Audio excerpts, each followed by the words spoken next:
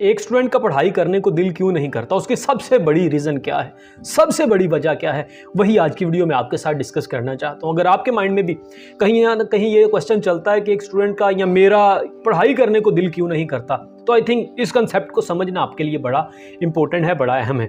अब देखो कि अमूमन हर इंसान की जो साइकी है, हर इंसान का माइंडसेट है, हर इंसान की फितरत है, वो मुश्किल कामों से दूर भागता है और आसान कामों की तरफ जाता है। उसकी कोशिश होती है कि यार कहीं मुझे इजी आसान काम करने को मिल जाए, मुश्किल कामों से दूर रहा जाए, नंबर एक। और दूसरे नंबर पर उसका माइंडसेट इस तरह से वर्क करता है, वो इस तरह से सोचता है, इस तरह से चीज़ों को करता है कि उसे लगता है कि यार जो काम करने के बाद मुझे फ़ौरन से रिवार्ड मिल जाए मैं वो करूँगा, जो आज से साल 2 साल 5 साल 10 साल के बाद रिवार्ड मिलेगा वो मैं नहीं करूँगा। उससे स्टूडेंट्स दूर भागते हैं। जिस तरह से मिसाल के तौर पर अगर किसी स्टूडेंट ने मोबाइल पे गेम खेलनी है तो वो मोबाइल पे गेम खेलेगा, खेलने के फ़ौरन बाद उसके माइंड में डोपामिन रिलीज होगा, उसे सेटिस्फेक्शन मिलेगी कि यार बस ठीक है फ़ौरन से मिल गया। जबकि दूसरे नंबर पर अगर बात की जाए पढ़ने की तो उसे पता है कि यार मैं आज पढ़ना मैंने शुरू किया, पता 6 साल के बाद मुझे इसका रिवार्ड मिले, 8 साल के बाद मिले, 10 साल के बाद मिले, तो वो फिर स्टडी से दूर भागता है। तो ये तो सबसे पहले नंबर पर आ गया हमारे पास वजह कि ये वजह है जिसकी वजह से स्टूडेंट पढ़ता नहीं, कि वो फ़ौरन जो रिवार्ड जिस चीज़ का मिलता है वो ले लेता है और जिसका रिवार्ड लेट मिलना होता है उससे वो दूर भागता है। नंबर 1 ये नंबर 1 थिंग अपने माइंड में क्लियर करें। अब दूसरे नंबर पर इसके सेकंड हिस्से की तरफ चलते हैं कि इस प्रॉब्लम का हल क्या है, इस प्रॉब्लम को किस तरह से सॉल्व किया जाए। अब देखो कि अगर आप इस तरह से कर लो, इस टेक्निक को इम्प्लीमेंट करो, तो शायद आप ज़्यादा अच्छे तरीके से पढ़ने में कामयाब हो जाओ। आप खुद के साथ कुछ डील्स करो कि यार ये मेरा लेसन है, अगर मैंने इसे कर लिया तो उसके बाद ये रिवार्ड मुझे मिलेगा।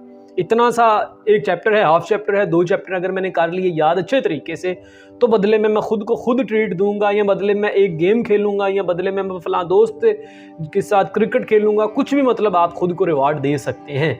और ये याद रखिएगा, खुद को कहना कि अगर मैं ये काम नहीं करता तो फिर मैंने ये रिवार्ड मुझे नहीं मिलेगा, बल्कि उसके बदले में मुझे ये पनिशमेंट मिलेगी, ये थोड़ी सी सजा मिलेगी। तो ये आपने खुद के साथ डील करनी है।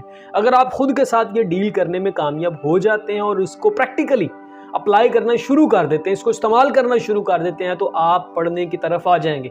आपको पता चल जाएगा कि यार पढ़ना है। नंबर 1। सेकंड थिंग, दूसरे नंबर पर जो काम आप कर सकते हैं, आप कम अज़ कम अपनी ज़िंदगी में कोई एक मकसद, कोई एक इमोशनली किसी चीज़ के साथ अटैच लाजमी हो कि आपको पता हो कि यार मुझे स्टडी करनी है, मुझे पढ़ना है, मुझे मेहनत करनी है, मुझे हार्ड वर्क करना है, मुझे ये बनना है, मुझे फलां बनने के अपने पेरेंट्स के ख्वाब पूरे, कुछ भी मतलब आप रिलेट कर सकते हैं, वो लाजमी रखें कि मुझे इस वजह से पढ़ना है। इसका मतलब ये भी है कि आप अपना वाई क्लियर करें कि मुझे पढ़ना क्यों है, वजह क्या है पढ़ने के पीछे। अगर वजह नहीं होगी तो फिर तो पढ़ने की ज़रूरत नहीं।